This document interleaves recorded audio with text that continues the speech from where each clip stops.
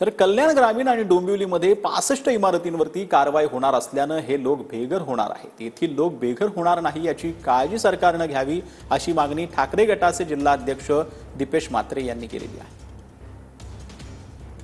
काय सांगाल 65 इमारतीच्या जे रहिवासी आहेत ते आज उपमुख्यमंत्री एकनाथ शिंदे यांची भेट घेण्यासाठी गेलेले आहेत, कसं पाहताय?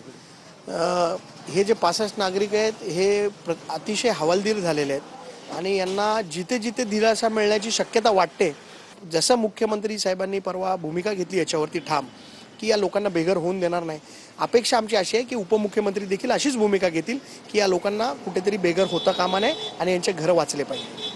आपली काय भूमिका असणार आहे यापुढे? कारण ज्या पद्धतीने या ठिकाणी आरोप प्रत्यारोप याचा फेरा होतोय, त्याचबरोबर ही लोक सगळीकडे जातात, आपली काय ठाकरे गट म्हणून काय भूमिका?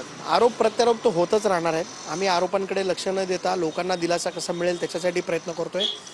येत्या काळामध्ये गणेश नाईक साहेब जे भाजपचे इथले नेते आहेत त्यांचा जनता दरबार होणार आहे।